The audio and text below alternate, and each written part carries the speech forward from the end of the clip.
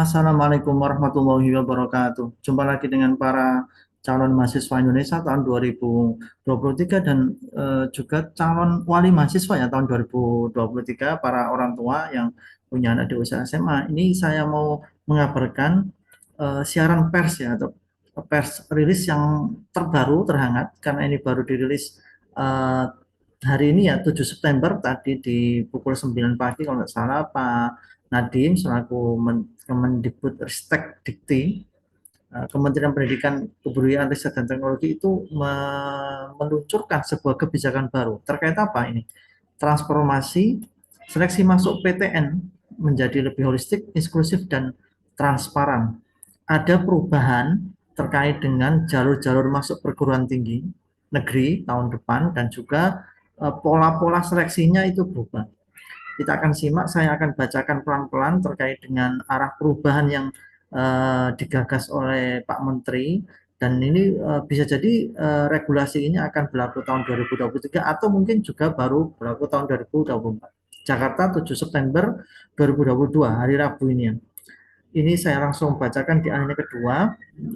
Arah baru transformasi seleksi masuk PTN itu dilakukan melalui 5 prinsip perubahan, yaitu mendorong pembelajaran yang menyeluruh, lebih fokus pada kemampuan penalaran, lebih inklusif, dan lebih mengakomodasi keragaman peserta didik, lebih transparan, serta lebih terintegrasi dengan mencakup bukan hanya program sarjana, tetapi juga diploma, diploma 3, dan diploma 4 atau sarjana terapan. Disampaikan oleh Pak Menteri, Pak Nadiem, di Jakarta Rabu 7 September. Nah, dikatakan Mendikbudristek ada 3 transformasi seleksi masuk PTN. Pertama, seleksi nasional berdasarkan prestasi, dulunya ini SNMPTN ya. Kemudian seleksi nasional berdasarkan tes, ini tahun kemarin itu SBMPTN. Dan yang ketiga adalah seleksi secara mandiri oleh PTN. Oh, berarti dari sini seleksi mandiri oleh PTN itu masih muncul dan bisa diselenggarakan tahun depan. Kita akan kupas satu-satu, mulai dari pertama, seleksi nasional berdasarkan prestasi.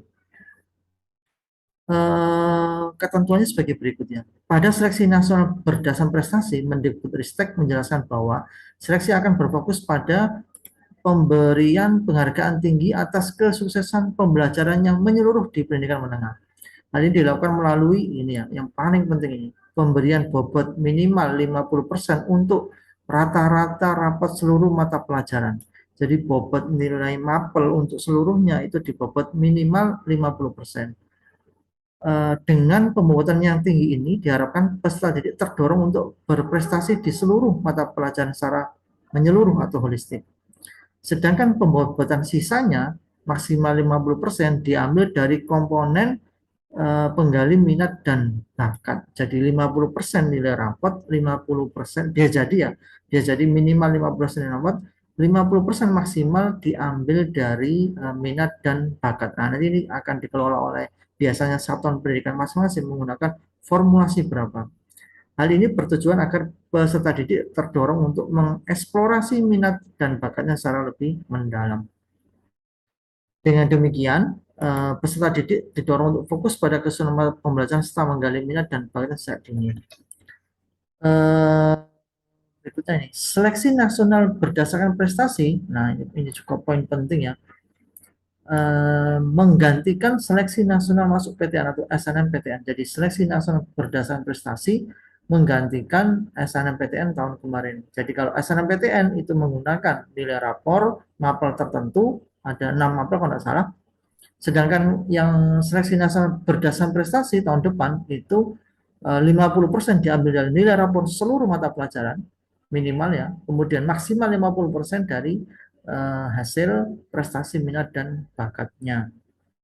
Ini yang poin pertama, seleksi nasional berdasarkan prestasi.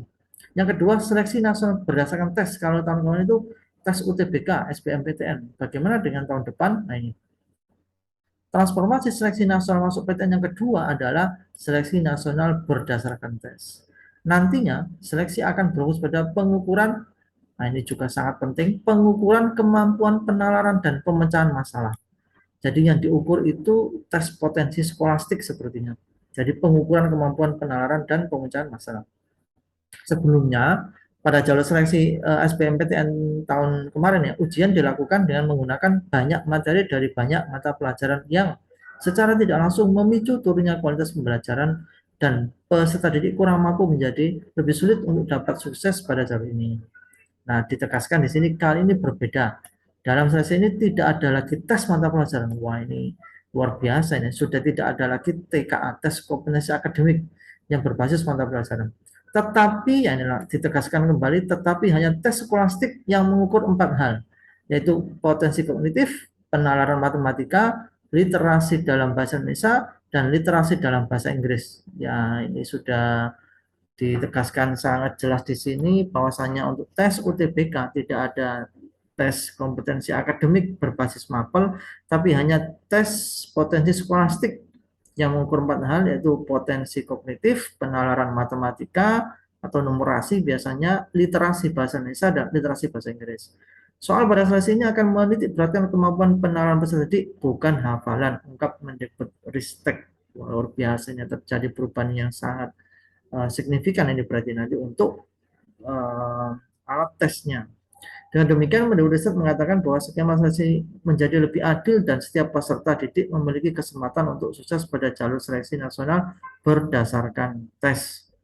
Ini yang varian kedua atau pintu kedua melalui jalur tes yang hanya menggunakan tes potensi skolastik. Yang ketiga yaitu jalur seleksi secara mandiri PTN yang ini kemarin diributkan, apakah dihapus, apakah diteruskan dengan syarat, ternyata Mendikbudristek masih memperbolehkan mandiri atau PTN melakukan seleksi mandiri.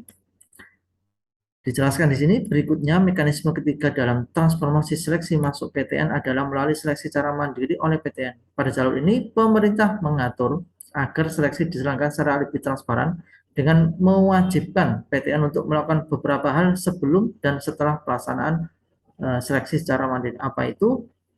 Ini.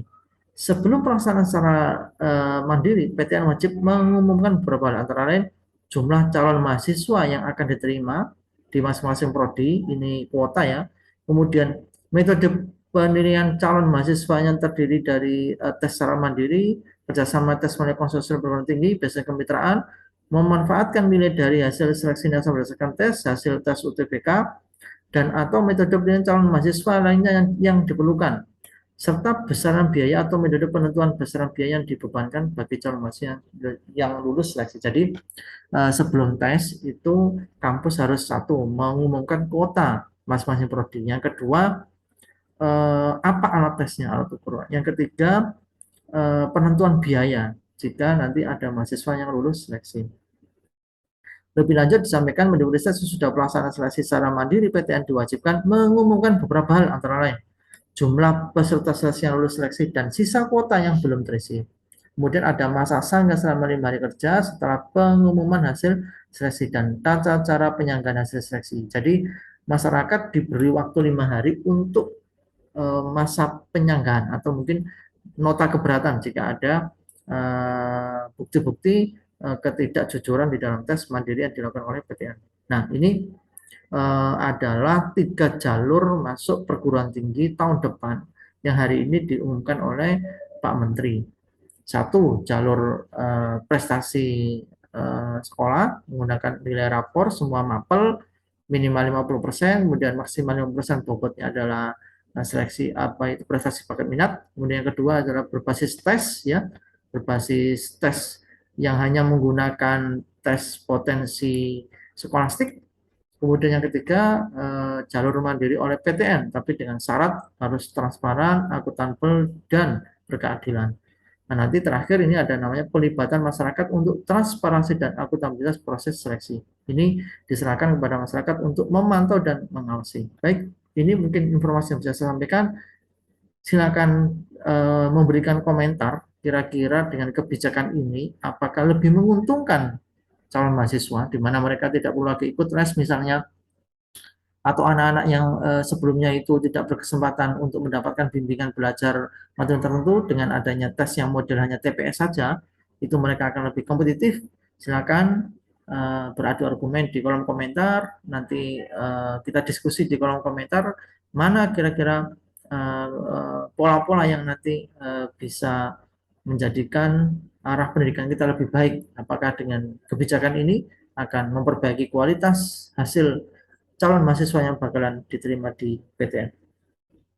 Mudah-mudahan bermanfaat. Sampai ketemu di video berikutnya. Tetap semangat. Assalamualaikum warahmatullahi wabarakatuh.